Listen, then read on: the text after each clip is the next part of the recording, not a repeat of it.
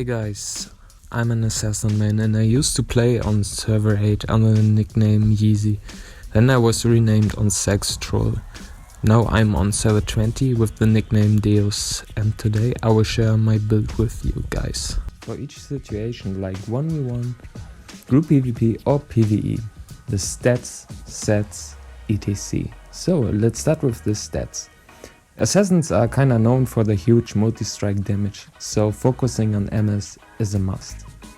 Int, Dex, Crit, Magical Attack and Earth Attack are in most of my gear pieces.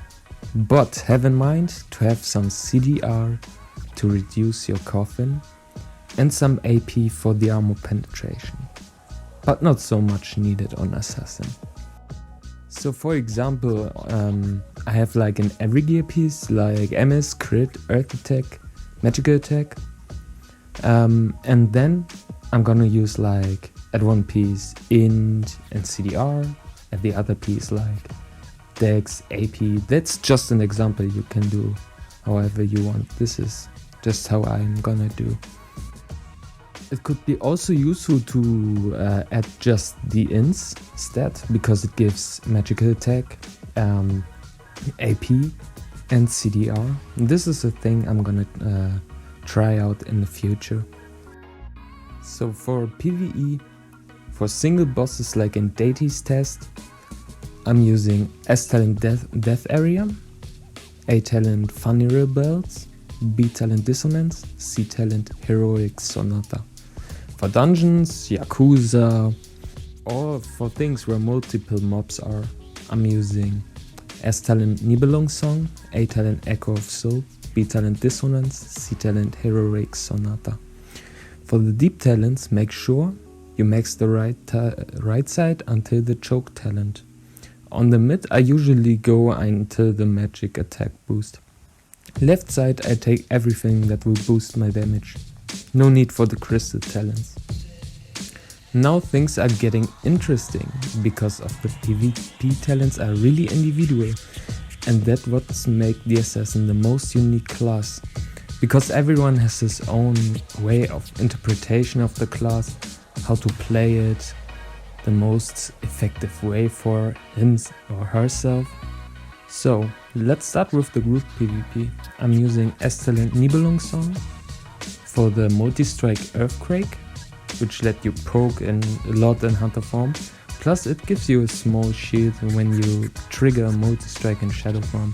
For the A talent, I'm using Funeral Bells.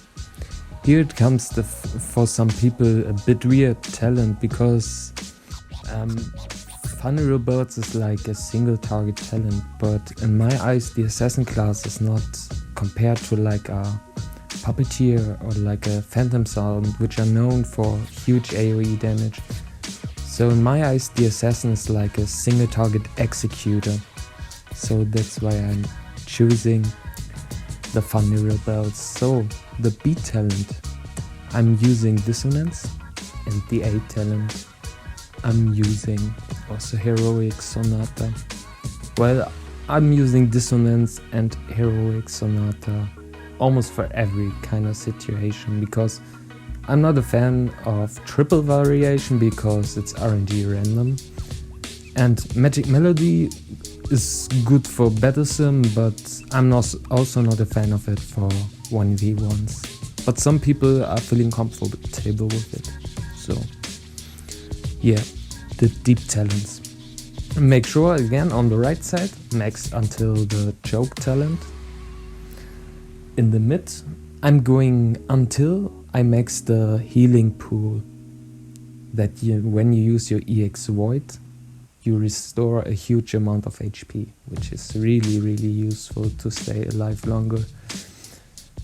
Then I'm also gonna put some points in the potential burst, which are resetting your skills when you're low or have a chance to reset it, and boost your magical attack. So on the left side, I'm gonna take 1 point at each crystal talent, and I'm gonna max until the earthquake damage, and the rest I'm gonna put in the blade talents. So let's go to the 1v1.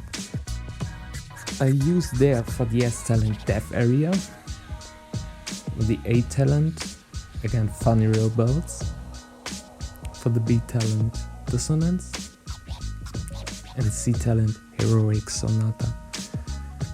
Deep talents are kinda similar to my group PvP.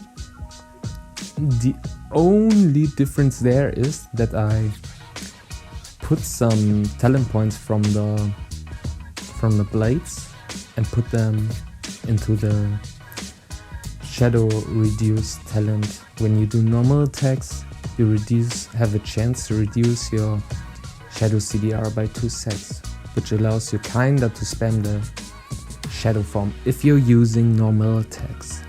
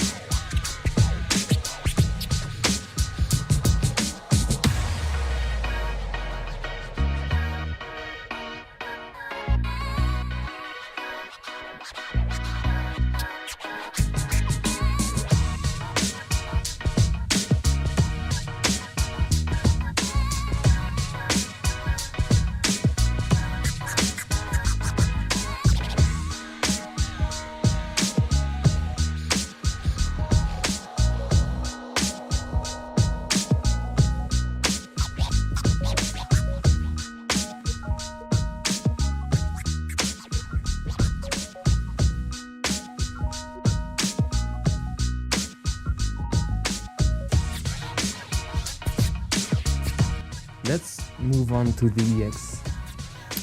For PvE I most times run the Scourge. And to be honest, I'm not gonna focus much on PvE, so yeah. For group PvP, most times I'm using Royal Fire or Dustbuster. Like for example, if I go to Cross and I see a lot of Soul Dancers, I instantly pick the Royal Fire, so I have long super armor. If I see like a lot Puppeteers, a lot Phantoms and some Reapers, I'm gonna use Dustbuster. It helps you to stay a lot longer alive. Sorry. Yeah, because of the crit immune when you have a certain EX level and the Whispers of the Ancient Gods. And sometimes I'm also using Minefield, but this is kinda when I'm feeling to use it.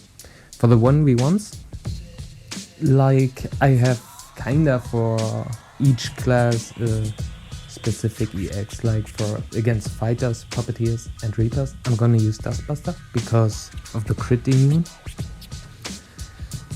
Against assassins, soul dancers, I'm using Royal Fire.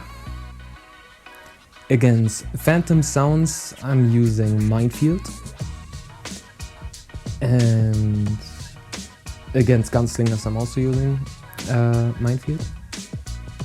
Against Blade Masters, which a lot of assassins struggle with, and me personally sometimes too, I'm using Minefield or Holy Judgment, but this is only effective when you have the certain EX level, when both EXs removes the super armor, so you can contest the BM even in their void, and you can stun them or even silence them.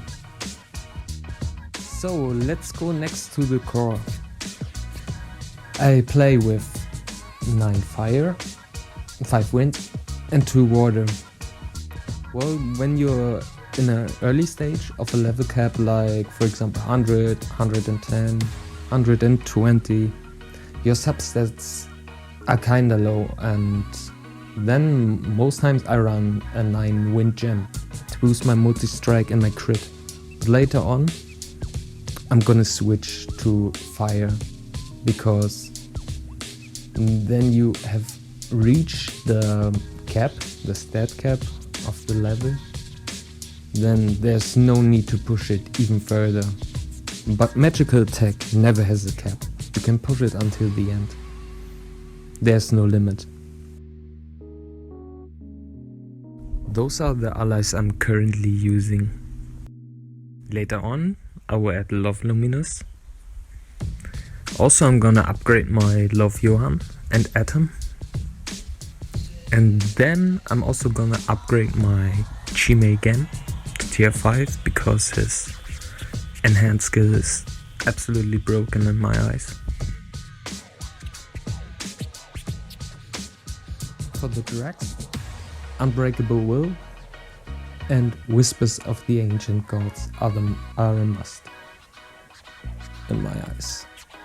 And the rest try to get the magical attack Drax and some defense Drax, because like when you have no immune, the assassin is squishy, so it helps you to tank a lot more. Okay, let's check out my gear sets. Currently I'm using 6 Sutter's Rage and 4 Revival. Unfortunately I haven't got 6 Frigger's Key yet, so that's why I'm using the Sutter's Rage. But when I collected 6 from 6 Frigger's Key, I will switch to it because of the passive from full set bonus. In my eyes it's just made for the assassin class. The vulnerability, the splash damage, which triggers every few seconds, and also the freeze. It's totally broken on the assassin class. 7 sins, I raise up the filth. For the laceration, it gives you a nice setup. For example, you activate your 7 sins and then you instantly go into the shadow mode.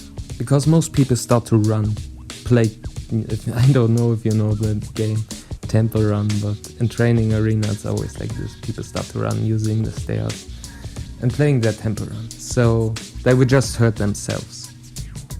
So if you can't catch them with your shadow strikes, they will hurt themselves with the filth. So kinda nice.